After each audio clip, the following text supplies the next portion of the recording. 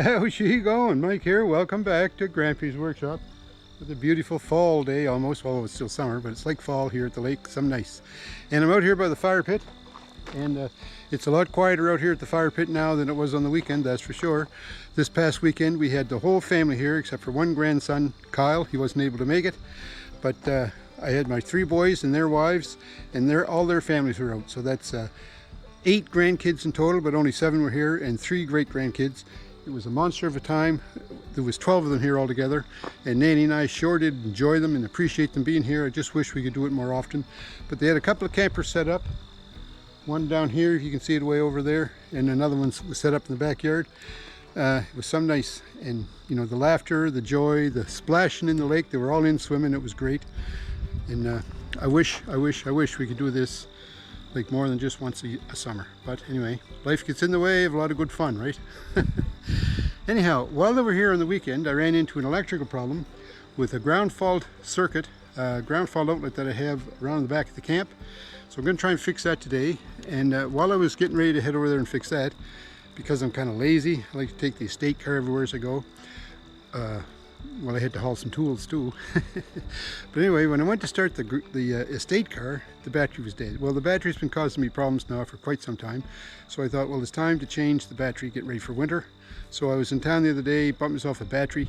So what we're going to do today is we're going to change the battery in the estate car, and we're going to head over to the back of the camp, see if we can fix that ground fault interrupted outlet. Okay, the first thing I'm going to do here today is I'm going to change the battery in the estate car so I can drive over to the side of the camp. Oh man, I'm lazy. But anyhow, that's what I'm going to do.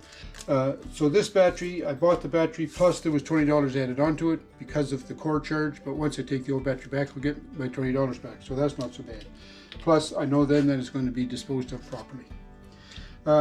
This battery is guaranteed for 12 months. It's 285 cranking amps, I think 230 cold cranking amps, so not a bad battery. It wasn't the bottom of the line battery. It certainly wasn't the top of the line battery. It was, I thought, in the middle. And let's just check it to see how good it is. They say you can take it right from the store, put it in your vehicle, and away you go. So I have my battery tester here. So we'll clip this on the positive post, clip this on the negative post. And we'll try to read what the scale says, and it's an analog scale. I love analog scales, eh? This says pretty near 13 volts is measuring right now. So we'll do a test on it. And I find with these small batteries that oftentimes it'll show up in the weak zone, but we'll see. Yeah. So for 200 cranking amps is the bottom scale, the very bottom scale. So you'll see there, it's just in the green of the bottom scale. So I guess considering that this came right from the store, just took it home here and put it on the bench, it's not bad. We're going to install this in the estate car. You want to come? Let's go. Okay, here in the shed, I'm just going to try and start the tractor just to see if this battery is any good. I think this battery was new in 2019, so it's 5 years old. I guess it's time to change it, but let's just see what happens. No joy in Mudville today. Okay, so we're going to change it. Okay. Out with the old, and let's pray that this one fits. Look at that, just like it was made for there. And then I have the nuts and bolts that came with it.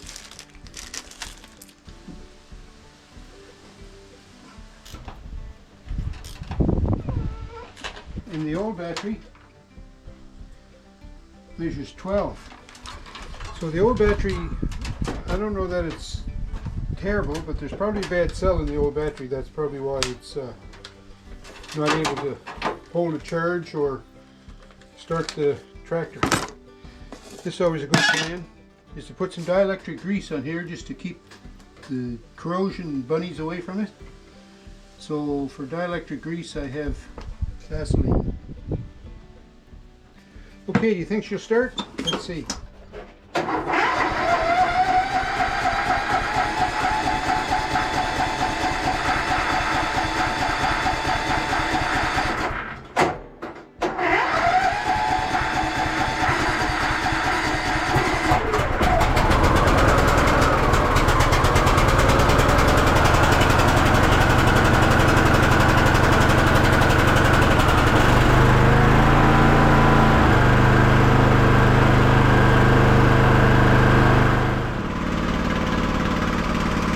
Didn't start out great, did it? I think my engine is still sick. But anyways, got the new battery in it and I started it. So I'm going to head over to the camp now. We're going to have a look at that ground fault outlet and see what's up with it.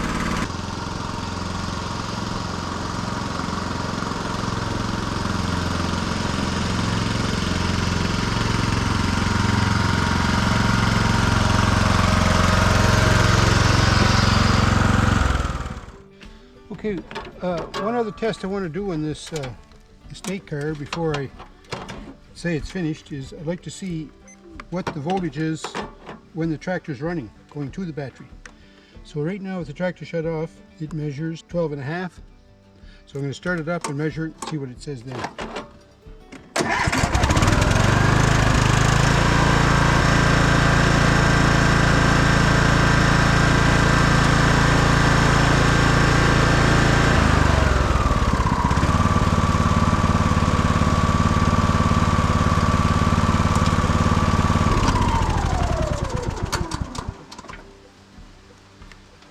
The battery voltage is 12.5 with the tractor off and 12.5 with the tractor running.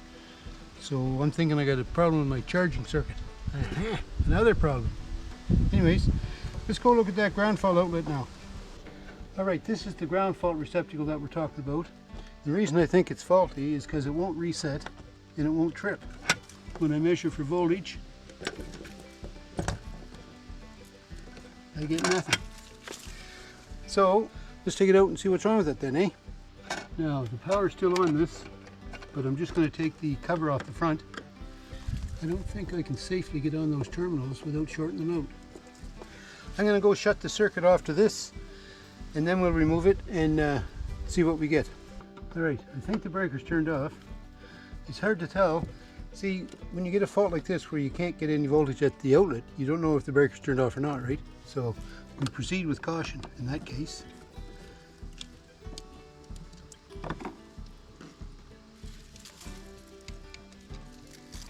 And hot on the top.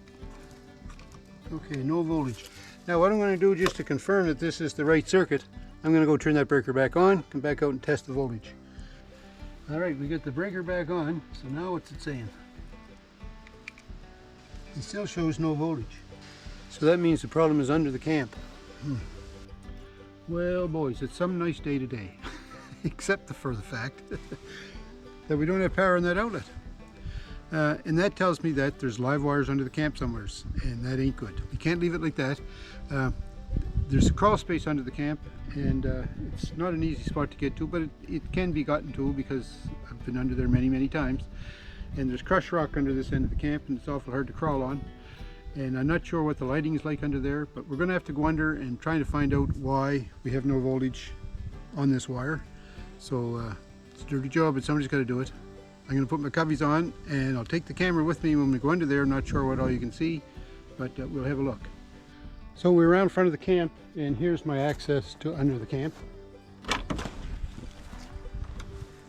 Oh yeah, it's a pit in there. Anyways, I got to go under, right, because I can't leave that, so let's go.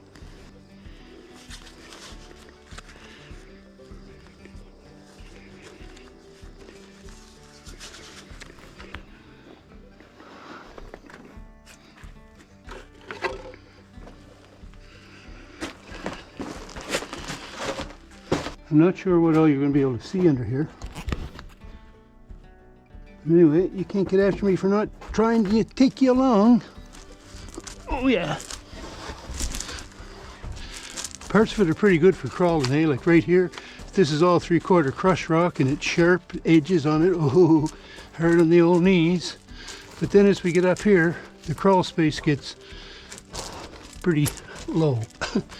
So now I've got to get on my belly. Oh yeah!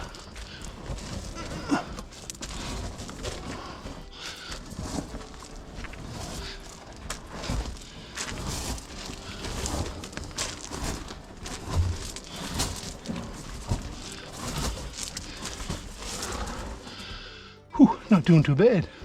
So what I have here is, this is the wire that goes to my outlet.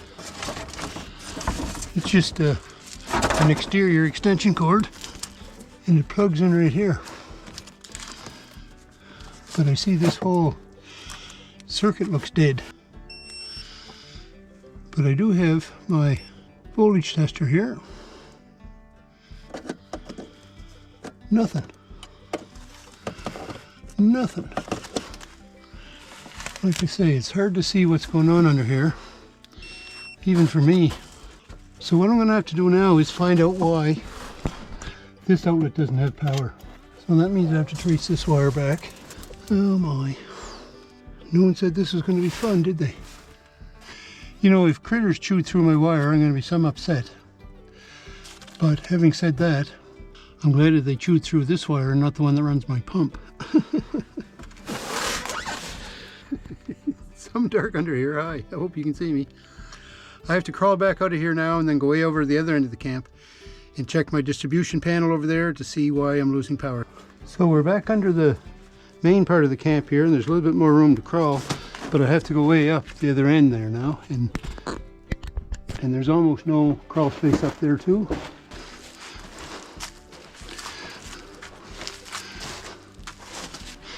I always expect to find snakes and God knows what all under here, right? Well, you know what? You can't see this probably. Under the camp I have this power bar, and that power bar is rated at 15 amps. There's a circuit breaker on it, 15 amps. And you see when I turn it on, these lights start to flash. That's showing me that there's power on the heat tape. And when the kids were all out here in the weekend camping, they were making breakfast, and they plugged in their toaster in the kettle, and they say it tripped the breaker. Well, when I checked, I thought it was the ground fault that tripped, but it wasn't the ground fault at all. It was the breaker here on this power bar. So that's all it was, just the power bar. So I turned this power bar back on. I'm going to crawl out of here now and go around, check that outlet, make sure that there's still power on it, put everything back together. So that was an easy fix. I like that. All right, let's check and see if we have power on this outlet now. One there, and one there, and we've got 120. Okay, I turned the breaker off. Should have no power here now. Nothing. Nope, nothing. All right, so let me clean all the goobies out of here, and we'll put this back in here.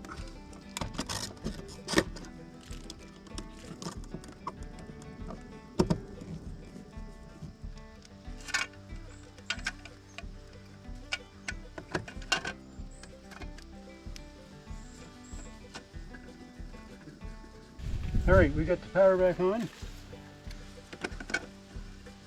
and we'll just check for power here first of all.